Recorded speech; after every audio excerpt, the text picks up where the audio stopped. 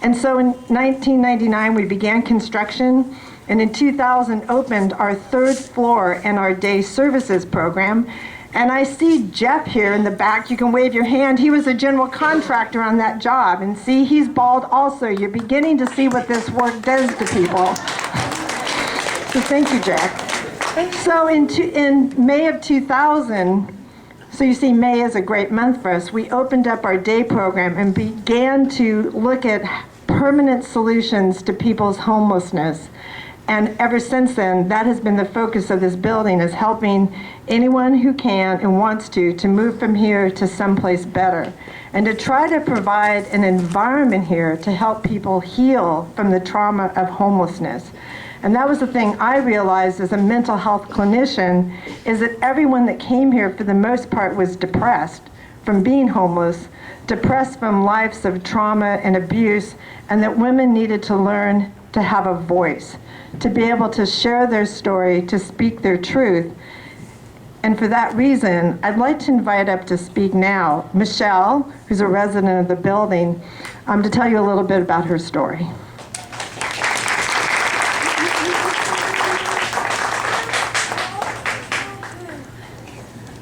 Okay, hello. A little nervous. Where's my daughter? I need somebody to look at. My name's Michelle, and I've been here since April 3rd. Relatively new, but we've been homeless without residence since August. And that was a really scary experience, and I know I'm going to be honest about my experience because my daughter's here and my case managers are here.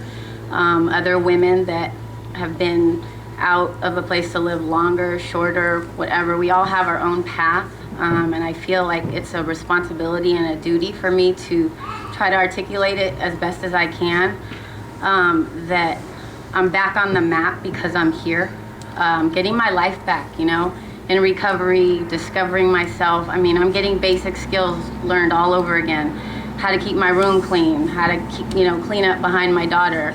I think I'm a great mom, but I can always do better.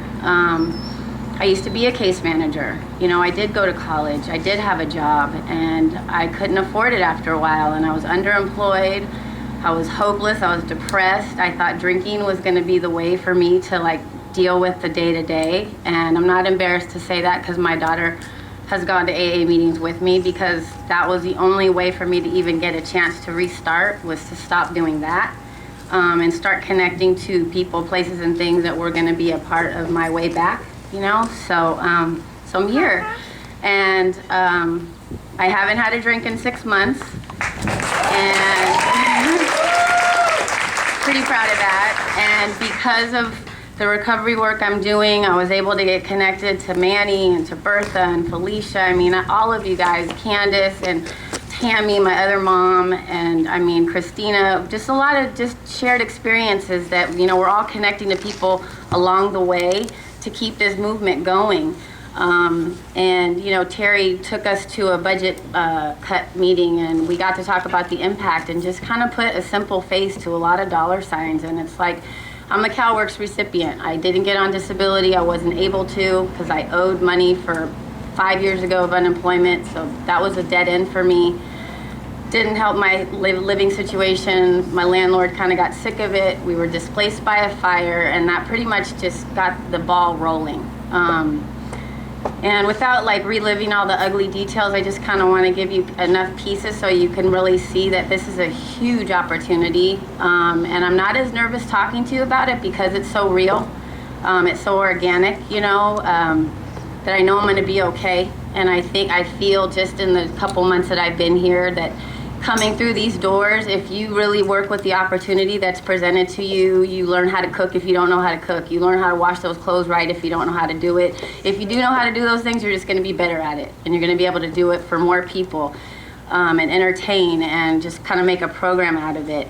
And I take a little bit of everything I do and kind of keep it together. So, you know, I know I've got some traction. I know where I live. I have an address. Yay! I don't have a post office box, you know, I have an address. And I did not realize until I had nowhere to go how basic that was, and how many things were really hinging to it. So now we have a place to live. We have a structured timeline. We're getting the tools, the support, the regard for our life that we all deserve. You know, this is a human experience, you know. I'm not just somebody in a box that you check off. I'm a person and I have an experience. And like I said, it's my duty and it's an honor to be able to share it. And thank you for listening, for thinking I'm important enough to tell you this. And let me be a role model to my daughter. And all I would like to just say, just as a CalWorks person, I mean, it's not a lot of money that we get, but it is something. And thank you for Berkeley being able to work with my little bit of income to secure a place to live, to help me get a savings. You know, having access to childcare allows me to continue to go to school, which is my day program, to keep myself on the right track, get back to work, give back. This is the work I want to do for the rest of my life. And give her a fighting chance. That's my daughter right there, Devin. So, thank you.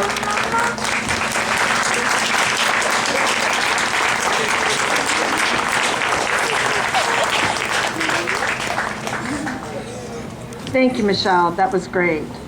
And hopefully a role model to all of us about being able to speak your truth.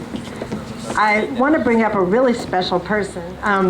Jill Denner not only lived here, but which is a piece of her story, and I'll let her tell her story, but currently sits on the Alameda County Everyone Home Leadership Board, which is our county effort to end homelessness in Alameda County. So I'd like to welcome up Jill Denner.